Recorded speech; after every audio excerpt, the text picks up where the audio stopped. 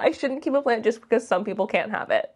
It does not look nice. This one's probably going in the bin. How am I supposed to fix something if I don't know what I'm doing wrong? Like, I know that I'm not the only one who has ups and downs in their sort of plant collection. And today I'm going to be talking about the downs. The plants that I'm like seriously not vibing with for some reason or another. Maybe it's struggling. Maybe I've just fallen in love with it. Maybe it's got pests. Who knows? And I'm going to be sharing it with you today in this video. So grab yourself a hot beverage because I'm spilling the tea. Let's talk about some plants that maybe on the struggle bus at the minute. Before I get into that though, I want to say if you're new here and you don't know me already, hi, my name is Emma and I make houseplanty content all over the internet. So if you want to follow along with my houseplanty journey and maybe learn something along the way, stick around, watch some more of my videos and subscribe to my channel. I never know what to do with a tea when I'm sitting in these videos because like I want to hold it and I want to drink it, but I don't want you to hear me slurping away. Anyways, I think we should just get straight into it. I suppose we could begin with this guy who's not looking fantastic. This is my begonia snowcap.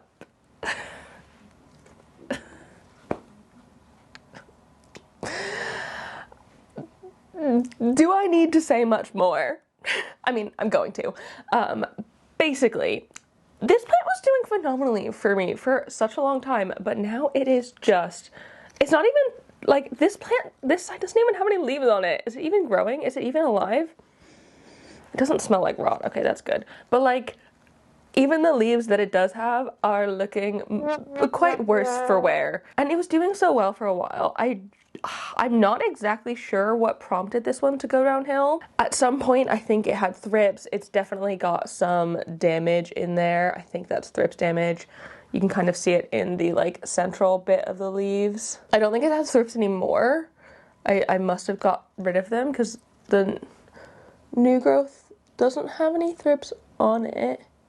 And the center's not looking as bad, but it's also just not been growing very much or very well for me at all. Like I said, this whole stick has no leaves and I don't know the last time it had leaves. And part of me thinks that it might be because I have it in such a small no drainage container. I find that begonias are incredibly thirsty, and so if I don't have them in semi-hydro, self-watering or no drainage, I can't really take care of them. And I also find that they do drink water very quickly, and so having such a small vessel, even though this is not a big plant, I think I've let it get a little bit too dry, and so that might have been part of the problem. But even still, like, a lot of my other begonias I have let get similarly dry and not had the same sort of issues with. It is just really unfortunate, and like, oh, it's just so sad.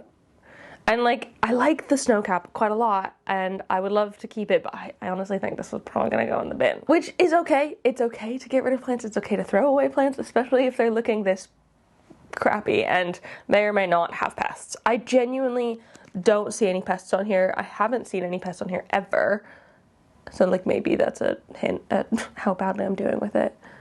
But all of my other begonias have done so much better comparatively, even if they've had thrips. So, I don't know. I'm not happy with it. It's not happy with me. We're just gonna, I don't know, probably throw it in the bin after this video. One that's actually doing quite well, but I think I'm just not vibing with, is my Pilea Silver Ellen. Like, it's gotten so big. I literally ignore this plant. I do nothing to this plant. And it is still doing phenomenally. But also, I just don't think I like it very much. I don't think it's a plant for me, which is really weird because it has all like the elements of plants that I would like. Like, it's got lovely silver leaves and the sort of like red backs of them. I mean, they're not even that red. They kind of make it like gothy and spooky and like something out of like a Tim Burton film kind of vibe. That's my vibe. You'd think I would love it. But for some reason, I just don't feel like I vibe with this one as much as I would want to. It's strange. I also let this one dry out completely, and this one has been so resilient for me. I don't do anything to it. I don't pay attention to it, and it's been growing amazingly. It actually got a little bit too close to the grow light in the acre bar because that's where it's been living. Come on, focus on that. And so that at the top there, that is just grow light burn. Unfortunately, I have since moved it, so it's not touching the grow light anymore. But I don't know. I don't know.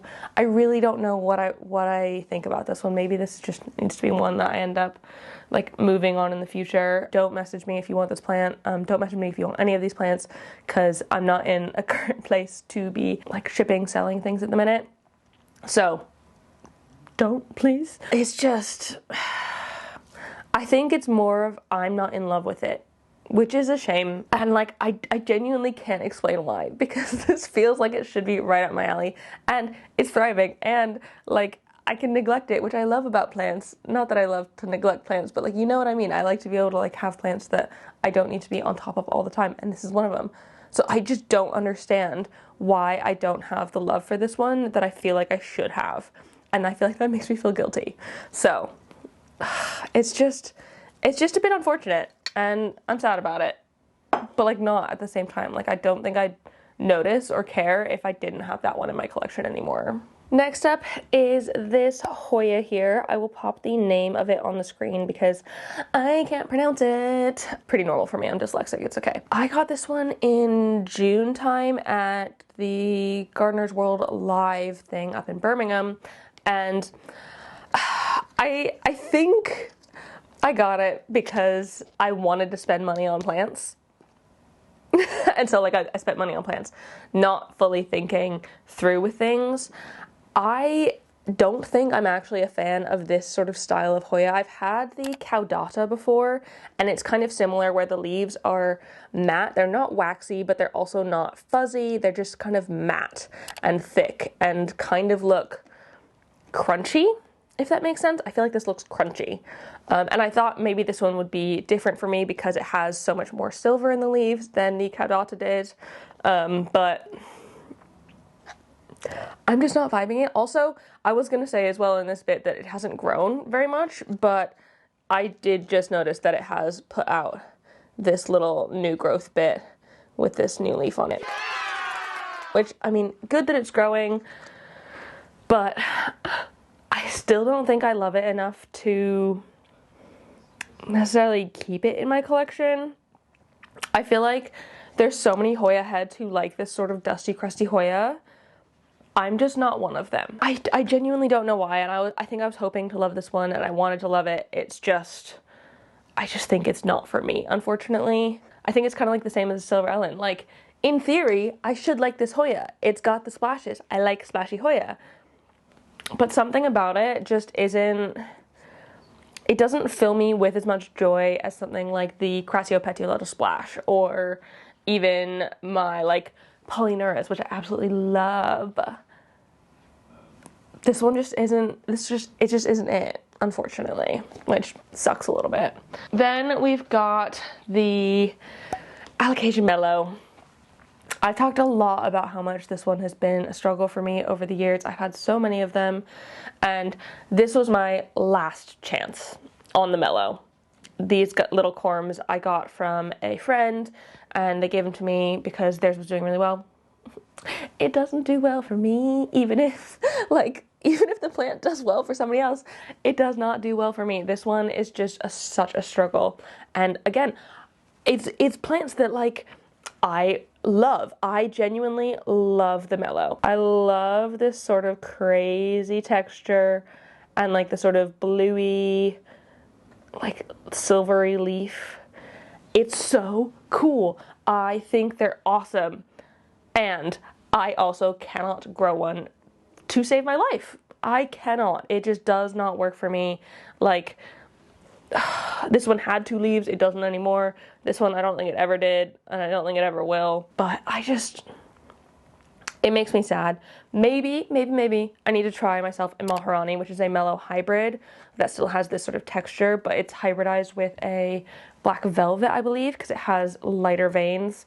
And Typically, hybridized plants tend to be stronger because the like in the hybridization process, usually, not always, the like dominant genes and like the sturdy genes of the plant come through and pull through onto the hybrid.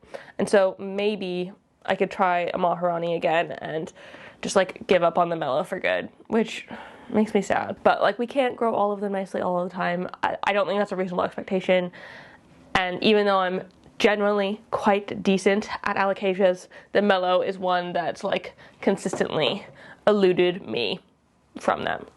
I don't know why, it just has. Here's another guy that is looking a little bit worse for wear purely because Cosmo knocked it over. It was looking quite good and like even putting out a new leaf there. This is the peperomia sarcophylla, by the way. I don't have the motivation at all to sort this plant, which normally if a plant gets knocked over, I'm like, okay, I'm gonna sort it because I love it and it gets done right away. This one, I don't really care at all, and I think that tells me very clearly how I feel about it. In general, I tend to struggle with peperomias. This has been one of the few peperomias that I have not struggled with entirely. That being said, it has not grown very much for me in the time I've had it. I think it's so cool. The leaves look like anthuriums, but like have a sort of like peperomia texture to them. So it's kind of like an anthurium dupe. And if you're good at like more semi-succulent plants and less the like tropical plants, maybe this could be a good dupe for an anthurium. That being said, if you're not as good with peperomias, this one isn't necessarily it. And I'm gonna tell you, the only thing that's been keeping this plant in my collection, I think, is that you can't get it in the States. And I don't think that's a reasonable like reason to keep a plant. I shouldn't keep a plant just because some people can't have it. Like that doesn't make any sense for me. But I think me knowing that it's like a little bit exclusive and rare and like not everyone can find it, for some reason that just makes me want it more. I think I have become aware of the situation now and I don't feel like I need to keep it in my collection, which I feel like is a very like mature choice for me because I've had this one for so long. I have really liked this one in the past and I do love the vibe of it, and I think if it hadn't been so slow growing and so difficult growing, I would be more into it, but I have just generally not had the best success with it. And so it's one that when it fell over, I didn't feel like I needed to pick up. Oh crap, I nearly spilled my tea. Taking spilling the tea to all new levels. Next up, we can talk about my English ivy. And from afar, you'd be like, yeah, that looks like an English ivy. Like maybe a little bit sparse, but like, yeah, looks good. What is this? What is this? What is all of this? Like, it's all just crusty. And this one in particular makes me quite sad because this is a plant that I had in my Malvern show garden this past year. So in theory, I got it in May. And I have just generally struggled with it. I have struggled with English ivy in the past. It's not been the easiest plant for me, but I figured I can do it. I have the skills now. I haven't tried one in a few years. Let me give it another go. And this one will be a nice special plant from a like special event in my life, something that I'm like extremely proud of, that I worked really hard on, and like it could be like a fun memorial plant. It has just gotten worse and worse and worse. Also, I should say, this was two plants that I joined together, and now it looks like it's less than one plant worth of ivy. It's just, I do not know what I am doing wrong with this one.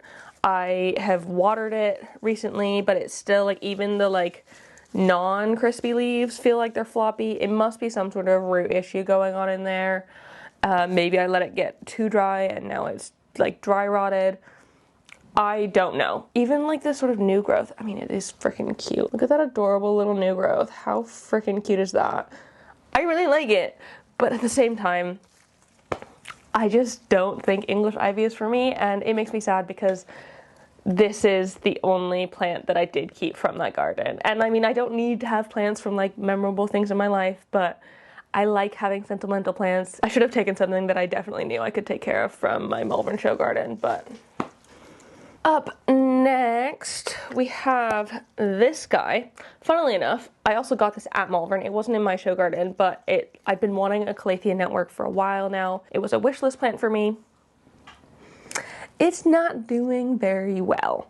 And I don't know if it's because I popped it into semi-hydro. This is actually the first calathea I have put in semi-hydro. Previously, I've not tried them in that, even though I feel like they would be really, really good in that because they're generally quite thirsty plants and like that sort of regular access to water. Actually, I'm gonna hold it like this because it's easier. But since I've done that, it has just not been a happy camper.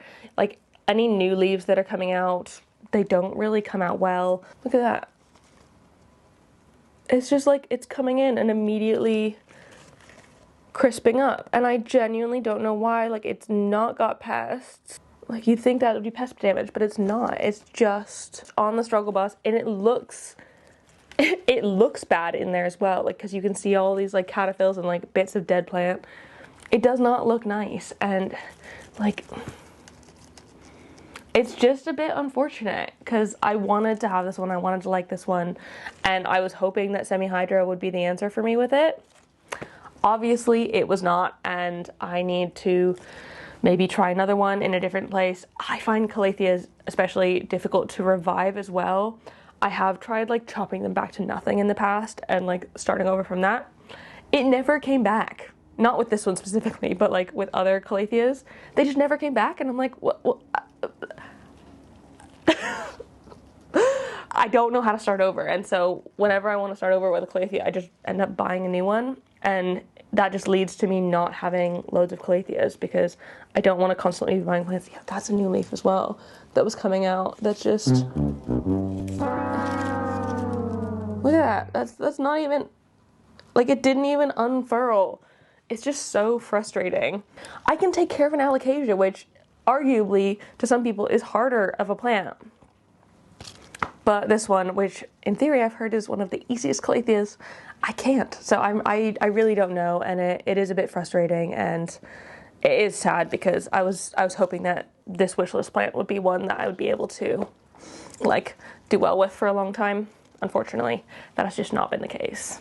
This one's probably the one that not necessarily makes me the most sad, but kind of a big deal. This is my anthurium warocqueanum, and this one has not done well for me for years. I think maybe there was one point in time where this one was actually looking good in the past maybe 3 or 4 years, which is kind of not good enough. And I'm just really, really frustrated with it because I feel like I should get it. I have it in semi-hydro, which I know they like because they like lots of water. It's currently in my Rudsta cabinet, so it's getting nice humidity and nice light, but like not too much light. It hasn't done anything. It's had these 2 crappy leaves for so long, and they're just like, they've got dry tips, they've got crunchy bits. This one's got like a whole hole ripped out of it because when it was growing in, it just like tore itself, or I tore it or something. It looks like it's trying to go into caterpillar in there. I don't know how well you can see that. It looks like it's trying, but it's just not done it. Maybe this is one that I should try and start over with, but like, it's a shame because I really, really like I love the warocqueanum vibe. I think they're so cool, and I like the long leaves. It's something that not many other anthuriums actually have, and so it's like kind of fun and different. And yet I can't take care of it. So it's just a bit of a bummer, and I'm sad about it. And I don't know what I'm gonna do. Like, I just don't feel like I'm obviously doing something wrong in this situation, but I don't know what it is that I'm doing wrong, and that is difficult because, like, how am I supposed to fix something if I don't know what I'm doing wrong? Like, I don't know. Someone help me. I mean, I've had so many of you say so many different things with it, and I've tried to follow as much advice as possible, but I think I might just have to accept defeat on the warocqueanum for now. Maybe I can try it again in a couple years' time. Maybe if I'm ever in a different space, in a different home, that might be good. Maybe a different physical plant might be the right thing for me, because I've never actually had any warocqueanum plant other than this one plant. So I've not tried multiple of them, which sometimes you just get a plant that just like doesn't want to live. That does happen. I have had that previously. And so maybe that could be it, but I don't know. It's just a bit of a shame, because it is so cool when it's looking nice. And like the ones you see on Instagram that are like huge and beautiful, I want that. Unfortunately, I don't think I can have it. And then I saved this last one for last because I need to wash my hands after it, because it is currently in the process of dealing with spider mites. Yay! This is my variegated philodendron plowmanii, and it is it's looking really good for being spider mite infested. I must say it is looking pretty decent, and I have treated it a couple times now for the spider mites, but I still have been finding them here and there on it.